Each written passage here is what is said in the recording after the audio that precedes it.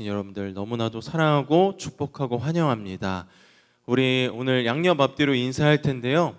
오늘은 조금 좀 다르게 여러분들 이제 양옆 앞뒤로 인사하시면서 사랑합니다, 축복합니다 하면서 상대방의 눈을 3초간 바라보시고 마주치시고 사랑스러운 눈빛을 보여주시면서 우리 사랑합니다, 축복합니다, 환영합니다 이렇게 인사해 보겠습니다. 우리 인사하겠습니다. 네, 3초간 보시고요.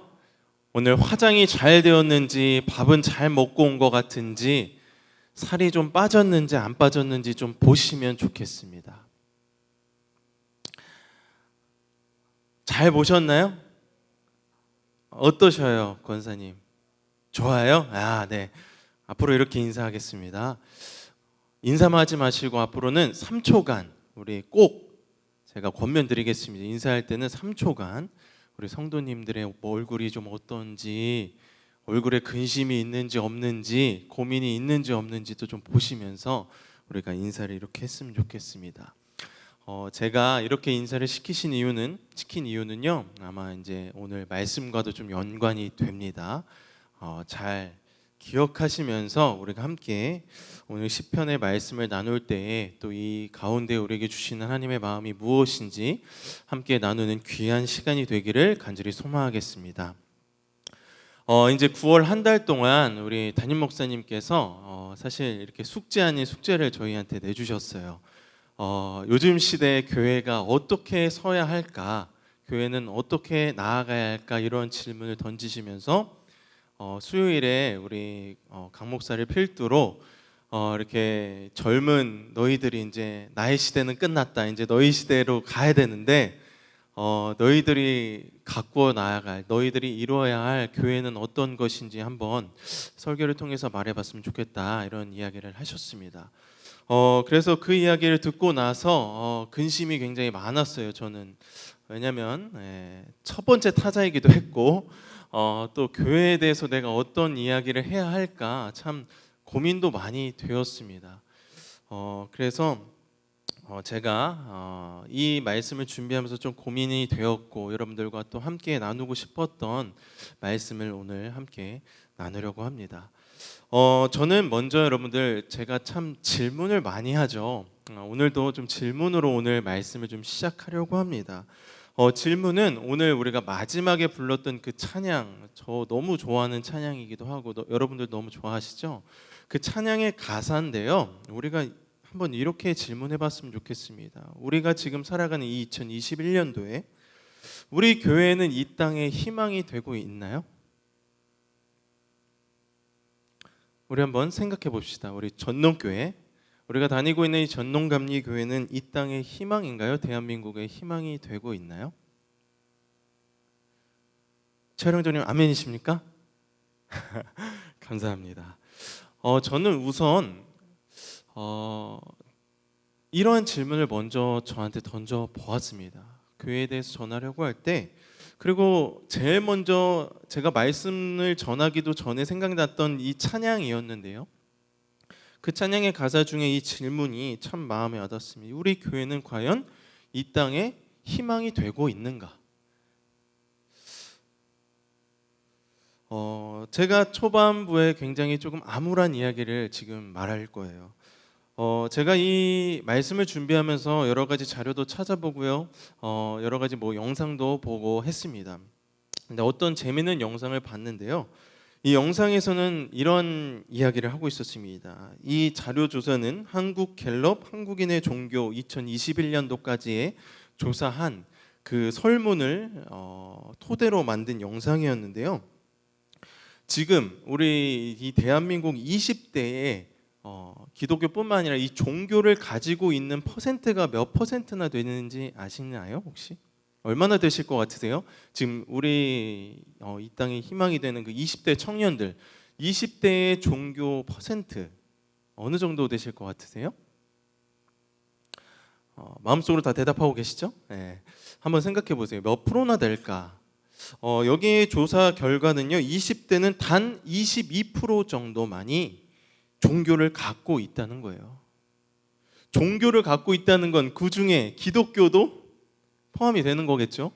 다 기독교만 22%가 아니라 종교, 그냥 뭐 기독교, 불교, 천주교 모든 종교를 합쳐서 22%예요.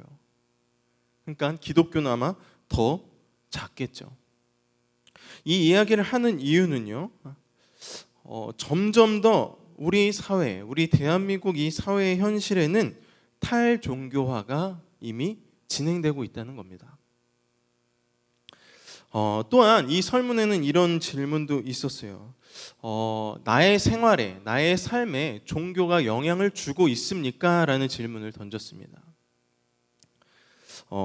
거기에 대답은 종교가 우리 사회에 혹은 우리 삶에 영향을 주는 것 같다라고 대답한 퍼센트가 몇 퍼센트인지 아세요? 18%입니다. 대답한 사람의 18%만이, 그러니까 5명 중에 1명밖에 종교가 나의 삶에 그리고 또 이 대한민국 사회에 어떠한 영향력을 끼치고 있다고 말한다는 거예요. 그런데 재밌는 거는요, 이 조사에 따르면 90년도만 해도 이 대한민국에서요 70% 이상이 종교가 사회에 어떠한 영향을 준다고 대답했다는 거예요. 90년도만 했더라도.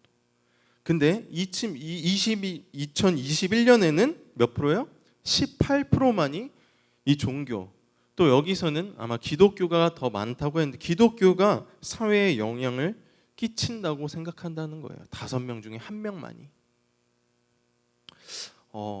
저는 이러한 참 안타까운 그런 통계를 보면서 여러 가지 생각을 했습니다. 이 교회가 왜 아무런 영향을 끼치지 못하고 있는 것일까? 제가 처음에 드렸던 질문, 이 땅에 희망이 되고 있습니까? 라고 말했을 때 많은 성도님들께서 아멘이라고 대답하셨고, 우리는 그렇게 생각하고 있었습니다. 이 땅의 희망은 우리 교회다라고 생각하고 있는데, 안타깝지만 그 조사에 따르면 5명 중에 1명만이 이 교회의 희망이 되고 이 교회가 어떤 삶에 선한 영향력을 끼친다고 대답하고 있다는 거예요. 그렇다면 왜 사람들이 이러한 70%가 넘었던 그러한 설문이 왜 18%까지 떨어졌을까요? 왜 그렇게 됐다고 생각하십니까? 우리 교회가 왜 이렇게 신뢰를 잃었을까요? 거기에는요 여러 가지 이유가 있었습니다. 종교를 믿지 않는 이유, 그런 기독교를 믿지 않는 이유가 있는데요. PPT를 제가 한번 다음으로, 그 사람들이 왜 이러한 것 중 그 중에 하나의 이유가 뭐라고요? 종교에 대한 불신과 실망이 있었다는 거예요. 기독교에 대한 불신이 있었고요, 실망감이 있었대요. 뭐 다양한 이유가 있었겠죠. 뭐 뉴스에서 올바르지 못한 모습을 한 교회의 모습들이 나온다든지, 뭐 그런 것들에 대한 불신과 실망. 또 두 번째 이유는요, 내 삶에 뭐가 없어서요? 여유가 없어서. 내가 지금 먹고 사는데 내 삶에 여유가 없다는 거예요. 저는 이 두 가지 이유를 보면서 그럴 수 있다. 그리고 저도 그렇게 생각했습니다. 지금 우리 기독교가, 여기 종교를 말했지만 우리 기독교가, 우리 교회가 너무 이 사회에, 믿지 않는 사람들 혹은 이 사회에게 너무 불신과 실망망을 안겨주지 않았을까라는 생각도 했고요. 또 많은 사람들이 너무 바쁘다 보니까, 여유가 없다 보니까 교회를 생각할 틈이 없구나라고 생각했는데, 되게 놀라운 사실은, 저는 이거 듣고 굉장히 깜짝 놀랐는데, 근데 그게 가장 큰 이유가 아니었어요. 불신과 실망도 아니었습니다. 교회에 대한 불신과 실망 전혀 아니었어요. 내 삶의 여유가 없지만 그것도 가장 큰 이유가 아니었습니다. 가장 큰 이유가 뭔지 아세요? 다음 보여주세요. 그냥 관심이 없습니다. 그냥 무관심이에요. 교회가 뭐 잘 하든지 못하든지, 교회가 뭘 하든지 안 하든지, 기독교가 어떤 일을 하든지 안 하든지 아예 관심조차 없다는 거예요.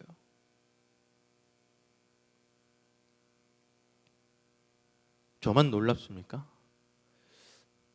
저는 목사로서 앞으로 목회를 해야 되는 사람으로서 한편으로는 되게 이런 생각을 가졌었거든요. 어떤 생각이냐면, 그들이 실망하는 것은, 그 많은 사람들이 우리 교회에 실망하는 것은 분명 기대가 있기 때문이라고 생각했어요. 우리가 잘 세워질 것이라는, 뭐 선하게 살아갈 것이라는 기대가 있기 때문에 실망도 한다고 이렇게 생각했거든요. 그래서 한편으로는 내가 잘하면, 내가 바로 서면 분명히 교회의 희망이 될 것이라고 생각했는데 훨씬 더 심각하게 아니요, 아예 관심조차 없다는 거예요.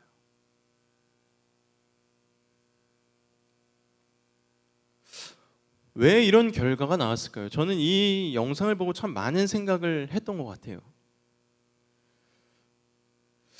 이 설문과 이 영상을 보면서 느낀 것은요, 우리 교회가, 우리 기독교가 사회랑 점점 멀어져 있구나. 너무 멀어져 있다는 생각이 굉장히 많이 들었습니다. 사회는 사회대로 흘러가고 있고요. 교회는 교회대로 흘러가고 있구나. 이런 생각이 굉장히 많이 들었습니다. 그러면 도대체 왜 이렇게 되었을까? 이런 질문을 우리가 던져 보아야겠죠.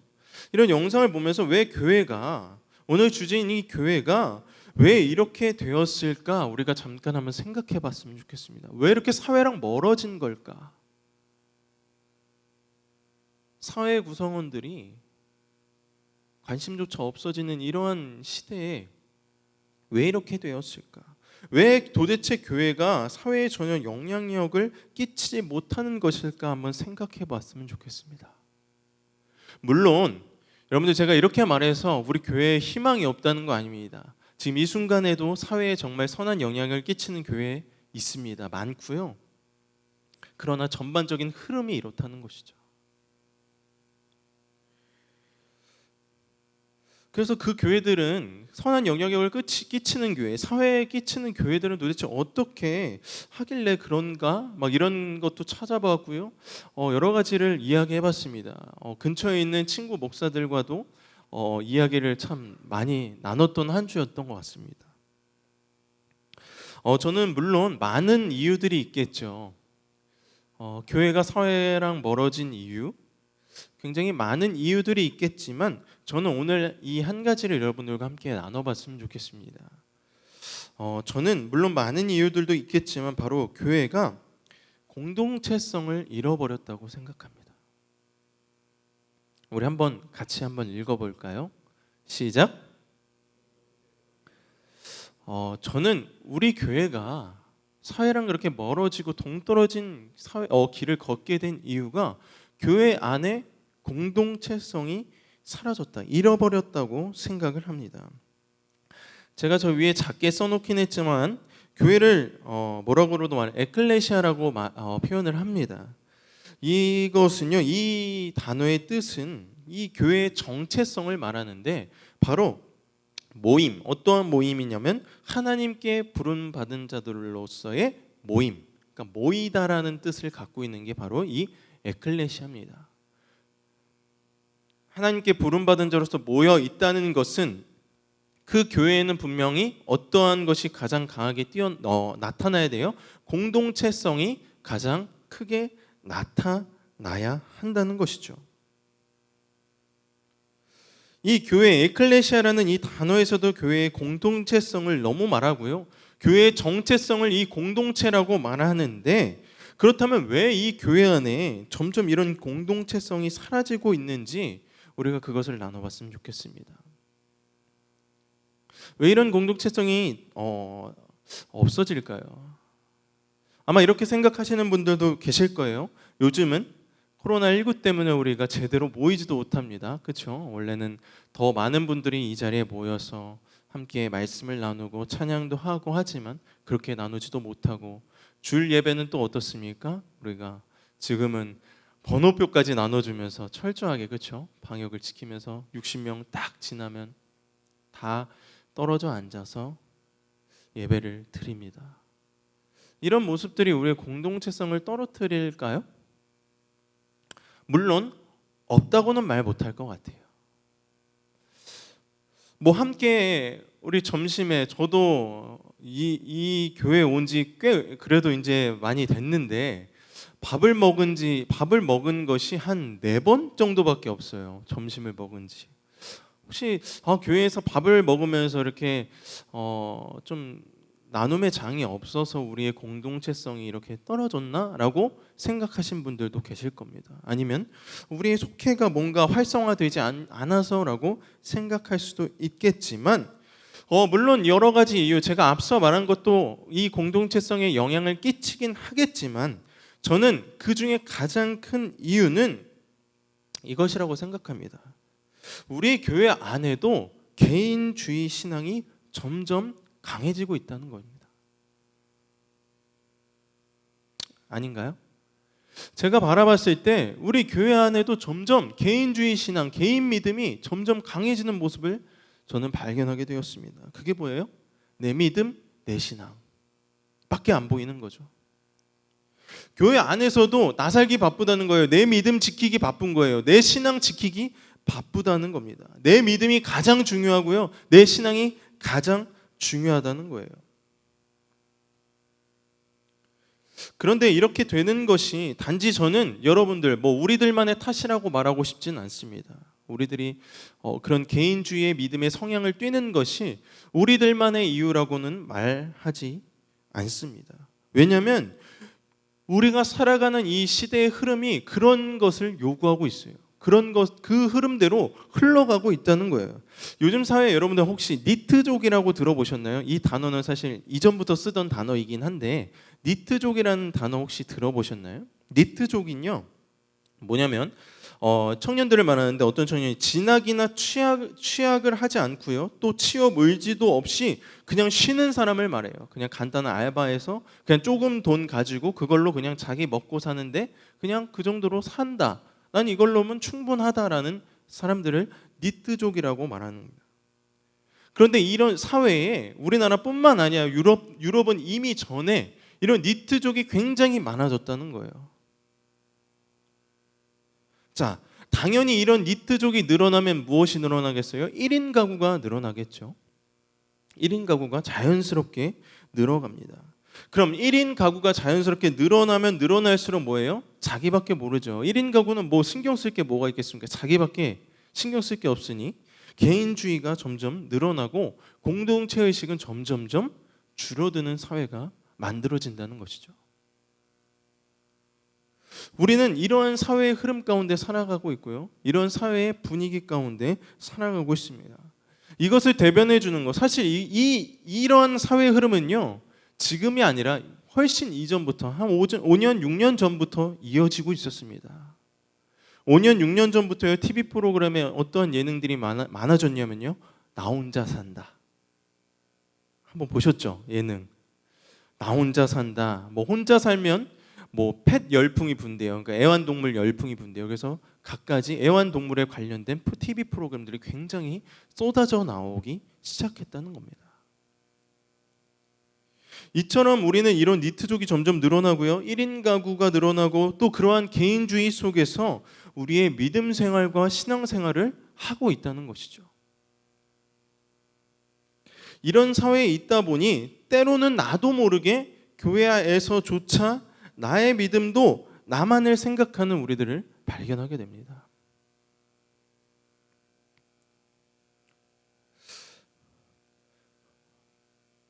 이런 개인주의 믿음이 아까 말했던 이 에클레시아 교회 공동체성을 무너뜨리는 데 일조하고 있는데 그렇다면 도대체 이 개인주의가 이 교회 안에 없으려면 이 개인주의 신앙이 좀 약해지고 없어지려면 도대체 어떻게 해야 할까? 이 질문을 또 저는 계속 던졌습니다. 이 교회 안에 개인주의 믿음이 아니라 하나님께서 말씀하신 그 교회, 초대교회에서 말했던 그 에클레시아, 하나님께 부름받은 자로서의 모임, 그 공동체성을 우리가 띄우려면 도대체 어떻게 해야 할까라는 생각을 가졌는데 정답은 바로 이거였습니다. 우리의 삶에 여유가 있어야 된다는 거예요. 여러분들 좀 삶에 여유가 있나요? 여유가 있으십니까? 내 안에 여유가 있을 때예요. 우리는 주변을 살필 수가 있다는 거예요. 그렇죠? 내가 너무 바쁘고 내 삶에 정말 여유가 없을 때는 어떻게 내 코가 석자죠. 어떻게 주위를 돌려보겠어요. 그렇죠? 내 삶에 어떤 여유가 생길 때에 우리는 그제서야 주변을 좀 둘러볼 수도 있고요. 주변 사람들을 볼 수 있고 주변 환경을 볼 수 있다는 겁니다. 그래서 제 친구 목사와 이런저런 이야기를 하다가 이런 교회에 대한 이런저런 이야기를 하다가 이 친구가 이런 삶의 여유에 대해서 이야기할 때 이런 말을 하더라고요. 이 친구가 스페인에 순례자의 길을 갔다 왔다는 거예요. 순례자의 길. 그곳은요, 여러분들 잘 아시다시피 그냥 끊임없이 걸으면서 묵상하는 그런 길입니다. 그런데 자기는 그때 있을 때 그 순례자의 길을 할 때에 처음으로 내 인생에 걱정이 없었대요. 그냥 여유 그 자체였고요. 아무 걱정 없이 너무 잘 그곳을 순례하고 왔다는 거예요. 그런데 그곳에 있다 보니까 자기가 놀랐던 것이 있었대요. 무엇이었는지 아세요? 그것을 걷다 보니까 꽃이 아름다운 줄 그때 알았대요. 아, 꽃이 이렇게 정말 이쁜 거구나, 아름다운 거구나라는 것을 깨달았다는 거예요. 그 친구 시간적 여유도 있었고요. 내 마음에 여유가 생기니까 꽃이 아름다워 보인다는 거예요. 자기가 한국에 있을 때는 전혀 그런 게 몰랐대요. 교회 일로 바쁘기도 했고요. 자기 일로도 바쁘기도 해서 막 이리 치이고 저리 치이니까 뭐 장미가 무슨 색인지, 이 꽃이 이쁜지, 잘 폈는지, 어떤 향기를, 얼마나 아름다운 향기를 갖고 있는지 몰랐다는 거예요. 근데 삶에 여유가 생기니까 꽃이 보이더라는 거예요. 그리고 그 순례자의 길을 걷는 다른 사람들이 보인다는 거예요. 아, 저 사람은 밥은 먹었나? 잘 걷고 있나? 절뚝거리면 다친 건가? 내가 약을 줘야 되나? 이런 자기의 삶에 여유가 생기니까 그런 주변들이 보였다는 겁니다.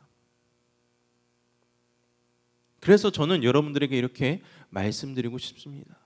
삶에 여유가 있어야 합니다.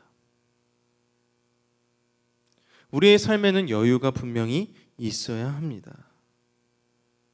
그런데 아마 제가 이렇게 말씀드리면 분명 속으로 이렇게 생각하시는 분들 계실 거예요. 아마 지금 아멘이라고는 하셨지만 속으로 목사님은 저 사무실에 지금 앉아 계시니까 잘 모르시네. 이 사회의 분위기 모르시는구나. 그냥 여유롭게 앉아 있으면 그냥 눈 뜨고 코 베이는 세상에 지금 이 사회 분위기를 전혀 모르시는구나라고 생각하는 분들이 분명히 있을 거예요. 그렇죠? 지금 무슨 여유, 뭔 놈의 여유예요. 지금 여유 있을 때가 아니에요. 지금 코로나 때문에 지금 얼마나 경제가 어려운지 아세요? 사회 돌아가시는 거 모르셔서 그래요. 늘 바쁘게 살아가야 되는데 뭔 놈의 여유라고 생각하실 수도 있을 거예요. 그거는요, 나중에 제가 좀 돈 좀 많이 벌고 좀 여유가 생기면, 권사님 너무 공감하셨나요? 우리 이은혜 권사님 너무 웃으시면서 저를 쳐다보셔가지고 그렇게 생각하셨죠? 내가 돈을 좀 벌고 그래야 좀 제가 돈에 대한 걱정도 안 하고 자식도 이렇게 여유롭게 줘야 제가 꽃도 보이고 그러죠. 내가 좀 사회적으로 좀 높은 위치에 있어야 좀 다른 사람도 보이고 그러죠. 무슨 잘 모르는 소리 하지 마세요라고 생각하실 수 있을 거예요. 근데 그 말이 틀린 것이 아닙니다. 맞는 말이에요. 근데 중요한 것은 그것은 세상의 시선으로만 봤을 때라는 겁니다. 언제요? 세상의 시선으로 봤을 땐 맞습니다. 돈에 여유가 있어야, 내 사회적 지위가 높아야, 내 명예가 좀 높은 곳에 있어야 다른 사람들이 보이고요, 다른 사람을 도울 수 있고요, 다른 사람에게 관심이 생긴다는 거예요. 그런데 오늘 이 성경 우리가 보고 있고 우리가 나누려고 하는 이 시편에서는 조금 많이 다른 이야기를 하고 있습니다. 우리가 한번 볼까요? 우리 시편 23편 1절과 2절입니다. 우리 한 목소리로 함께 읽었으면 좋겠습니다. 시작.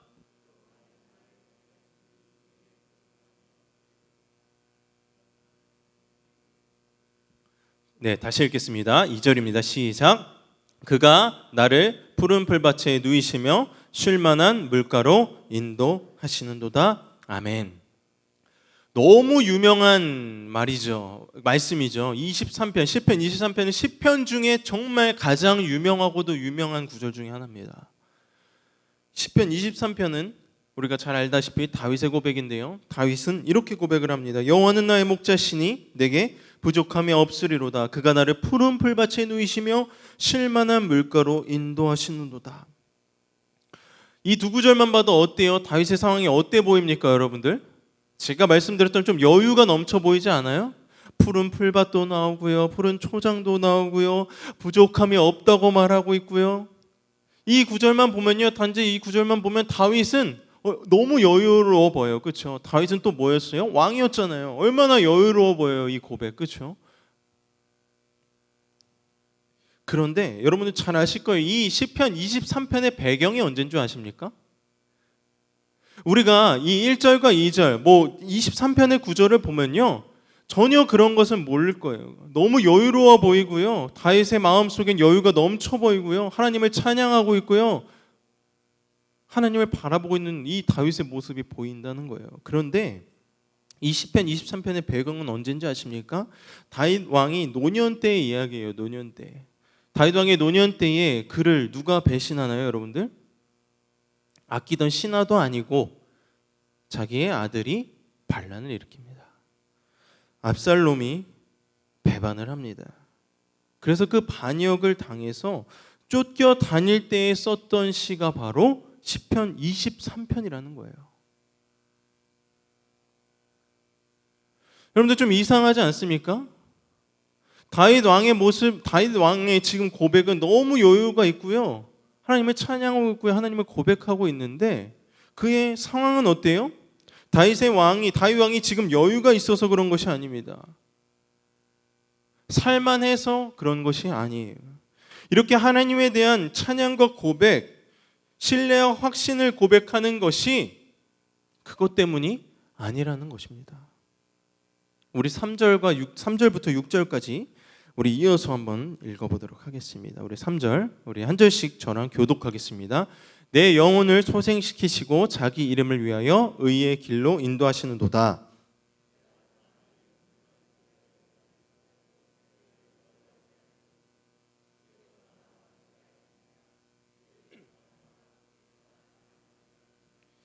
주께서 내 원수의 목전에서 내게 상을 차려주시고 기름을 내 머리에 부으셨으니 내 잔이 넘치나이다.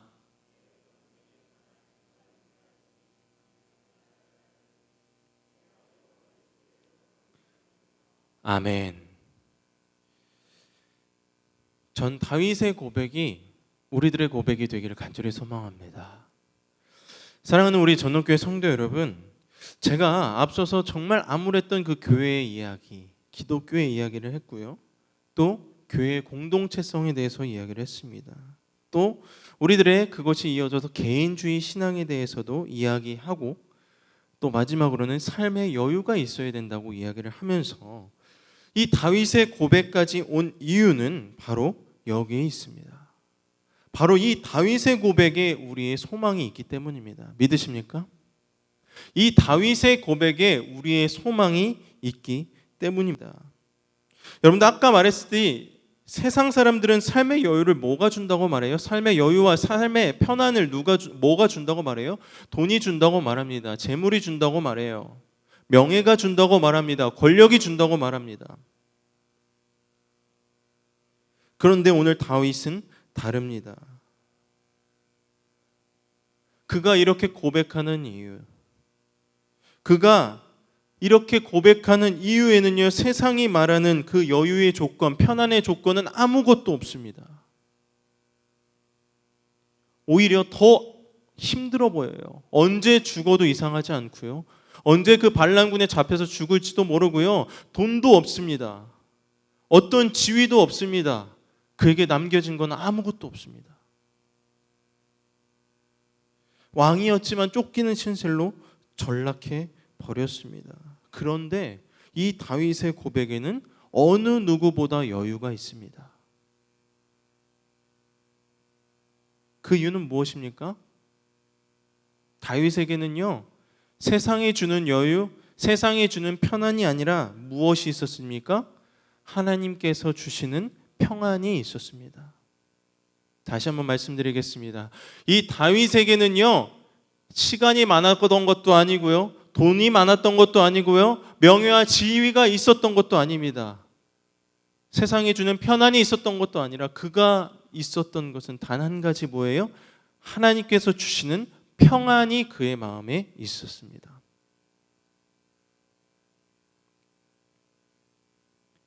그 이유는 무엇이었을까요?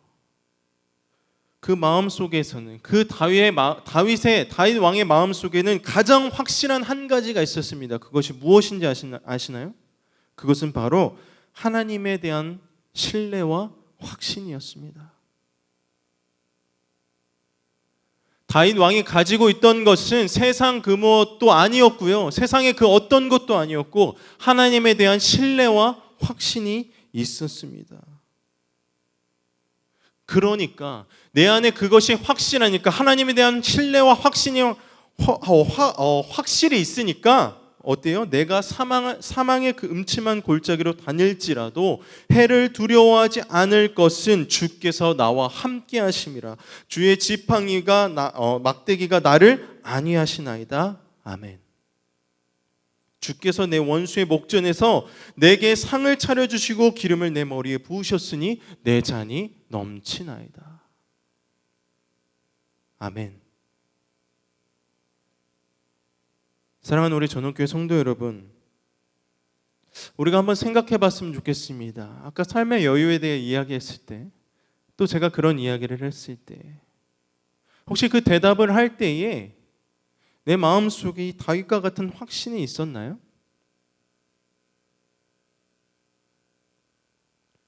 내 삶에 여유가 있냐고 물어보셨고, 왜 없을까 있을까 이런 고민을 하던 여러분들의 그 시간 속에, 그런 생각 속에 하나님에 대한 확신이 이 다윗과 같이 있었냐는 거예요.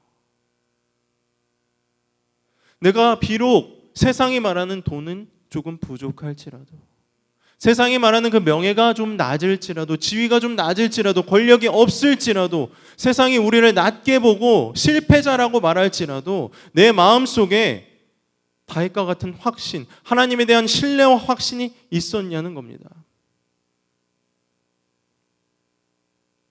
이런 다윗과 같은 신뢰와 확신이 있을 때에 우리의 마음속에는 무엇이 생깁니까?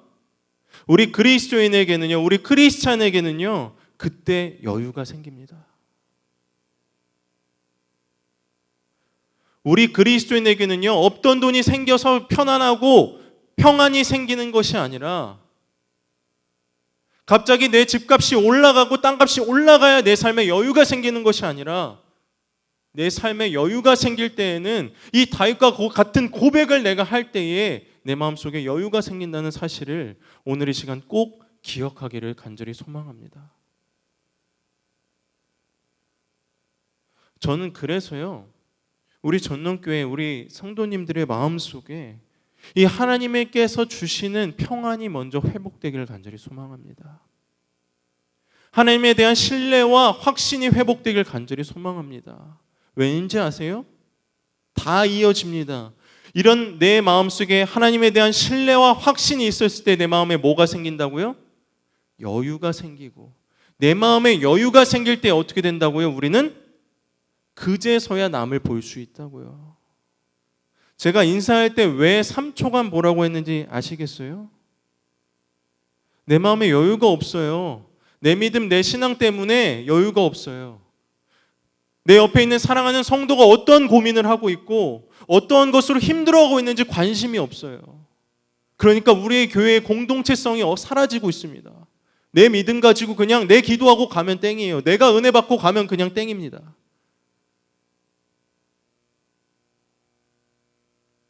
저는 우리들의 마음속에 이 하나님이 주신 평안이 가득하기를 간절히 소망합니다. 이 평안이 가득할 때에 우리 전농교회의 공동체성이 회복될 수 있다고 저는 생각합니다. 그리고 아까 말씀드렸던 이 전농교회, 우리 교회의 이 공동체성이 회복될 때에 우리가 있는 이 동대문, 이 대한민국에서 우리 아까 드렸던 그 질문, 우리는 대한민국의 소망이 될 수 있습니다. 희망이 될 수 있습니다. 저는 그래서 우리들의 마음속에 이것이 먼저 회복되었으면 좋겠습니다. 하나님이 주시는 평안, 하나님을 믿는 신뢰와 확신이 내 마음속에 있기를 간절히 소망하겠습니다. 우리 시편 23편의 고백, 너무나도 우리 잘 알고 있는 이 고백, 이 다윗의 고백이요, 우리가 지금 너무 삭막한 이 시대에, 경쟁을 말하는 이 시대에, 오늘 제가 이 설교를 했다고 해서요, 이 사회는 변하지 않습니다. 사회는 그대로입니다. 여전히 개인주의를 말할 거고요, 더 개인주의로 더 아마 갈 겁니다. 그러는 가운데에 우리가 우리 교회 안의 그 공동체성을 잃지 않을 수 있는 방법은 뭐예요? 하나님에 대한 신뢰와 확신, 그것으로 오는 하나님께서 주시는 평안, 하나님께서 주시는 그 평안으로 오는 삶의 여유가 우리들 안에 있기를 간절히 소망하겠습니다. 그래서 저는 우리 교회가 그런 회복을 통해서요, 아까 말했던 그 설문은 다 집어치우고 아무런 영향도 끼치지 못하는 교회가 아니라, 아무런 기대도 되지 않는 교회가 아니라, 사회 안에서 더욱더 그리스도의 사랑을 나타내는 우리 전농교회, 아멘이 나와야 됩니다. 다시 하겠습니다. 사회 안에서 그리스도의 사랑을 전하는 우리 전농교회 되기를 간절히 소망하겠습니다. 우리 사회 안에서 그리스도인의 선한 영향력을 끼치는 우리 전농교회 되기를 간절히 소망하겠습니다. 기도하겠습니다. 사랑하신 하나님 아버지, 오늘 9월의 첫째 날 이 3일 저녁 이 자리에 나와 주님의 말씀을 함께 나누게 하심을 감사드립니다. 주님, 오늘 나누었던, 우리가 너무나도 잘 알고 있는 이 시편 23편, 이 다윗의 고백이 우리들의 고백이 되기를 간절히 소망합니다. 개인주의가 넘쳐나는 이 사회 속에서 어느새 그러한 흐름 속에 우리 교회도 공동체성을 잃어가고 있습니다. 주님, 우리 전농교회가 그런 공동체성을 회복하길 소망합니다.